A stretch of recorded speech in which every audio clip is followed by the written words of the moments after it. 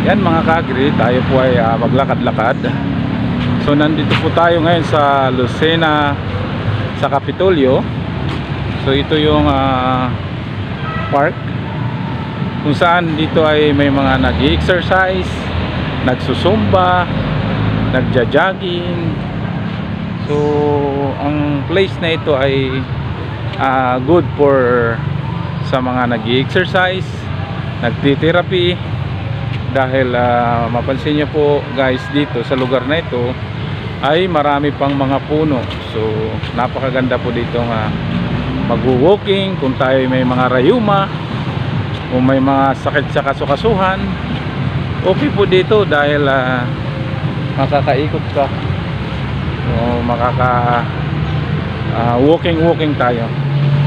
So para maunat yung ating mga ugat, rayuma. So samahan nyo ako at papasyal tayo dito. Iikutin natin ito. So time check ngayon po ay 5:28 ng umaga. Alas 5:28 ng umaga.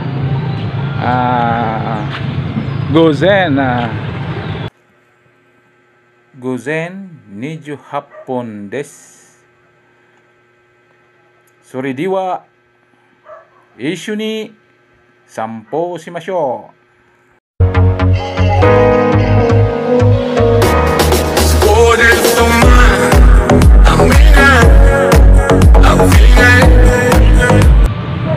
So welcome and witness the beauty and bounty of Quezon.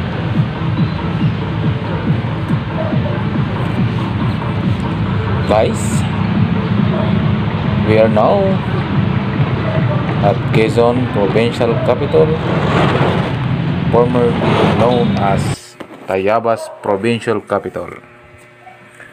Still has this name on the building. It's located at the very center of Lucena City and known to the Lucenahin as the Kapitolyo. It's easy to say because it has a big sign at the corner of Perez Park that you can see even from inside the jeepney. It's also the corner where the jeepney turn left to Lucena town proper.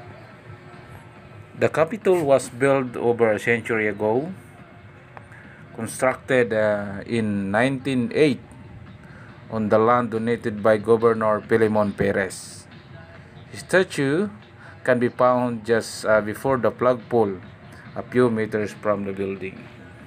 There's one thing in the park that really piqued my curiosity. It's the big stone standing at the center of the park.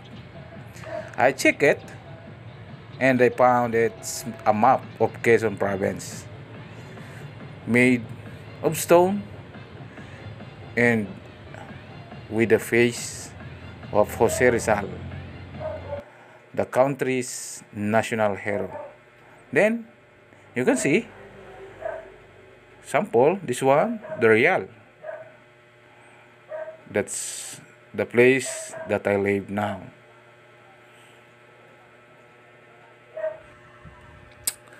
When you arrive in the capital or her Asrin during your stay here, don't be alarmed.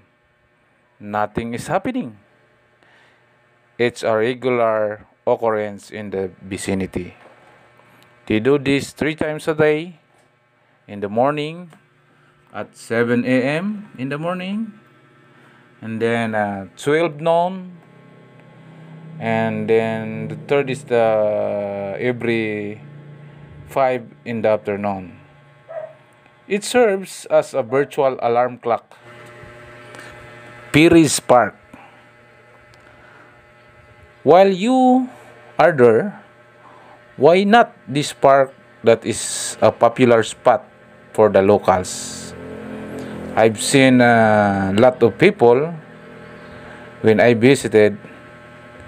It must really be the favorite place for family picnic, dating, playing, and for exercise. There's a playground for children. There's teens with their skateboards, bikes. There's a lot. There's a grandpa dancing like this one. Tingnan nyo guys. Dito, makikita ninyo sa lugar na ito mga guys, mga ka-agri, ay hindi po uso dito ang sabay-sabay na paghihindak. Uso po din mga ka-agri, ay kanya-kanya. Yan po. Masasaksihan ninyo, tingnan nyo si tatay. Dito, hindi binabasihan na ikaw ay magaling. Hindi binabasihan na ikaw ay puro kaliwa ang paa o puro kanan ang paa. Basta marunong ka umindak, ay arena dito sa lugar na ito. Walang magbabawal sa iyo. Kung anumang tuno ang sa iyo, kung anong tugtog ang sa iyo, walang problema tayo dito. Yan, katulad nito si Lolo, si tatay. Tingnan niyo mga kaibigan, mga ka-agri, at tingnan mo si nanay. Kaya dito mga ka-agri, wala tayong pakialaman. Yan, hanggat kaya mong pumadyak, sige lang. Kaya mong gumiling, halagiling lang. Dahil dito, wala pong kukontra sa'yo. Katulad ni nanay, tingnan nyo. Si nanay ay dati po yung dancer ng wawawil. Yan, dancer. Pinalitan po ni Luningning yan dahil tingnan mo, igiling pa baba. O yan, tingnan nyo. Di ba mga guys? Pag narito po kayo, kung anong tuno mang meron ka, ay hindi po yan pinagbabawalan. Tulad ni tatay. Tingnan nyo. TikTok ako. Wala tayong pakialaman. At isa naman, itong si Lolo, ay bahala kayo. Sige, banat kayo. Tingnan natin kung sino mapapagod. Talo kayo sa akin ngayon. Dito, ang labanan nila po ay hindi pagalingan. Dito ay kumbagay, survival of the fittest. Matira ang matibay. Sige lang, sabi ni tatay. Bira lang kayo. Mamaya, madadaig ko kayo. Pasimple-simple lang. Minsan, tingnan mo. Pati si ate, katatapos na, uwi na. Pero ang kanyang lakad ay may style pa rin. Yan mga ka-agri. Yan, bibira na ulit. Tingnan nyo si Lolo mga ka-agri. Sabi ni Lolo, matatalo din kita. Sige. Bira lang ikaw. Tingnan mo. Kagaling gumiling ni tatay. Saan kayo? Sa tuktik. Sikat ako, sabi ni Lolo. Sige, tira ka lang dyan. Ako, maya-maya ka sa akin. Ay, talagang hihingalin ka sa akin. Ako, simple-simple lang itong akin. Yan. Yan guys. Dito po ay napakagandang place para mag-zumba o mag-padyak-padyak ng paa. Tulad ni Lolo.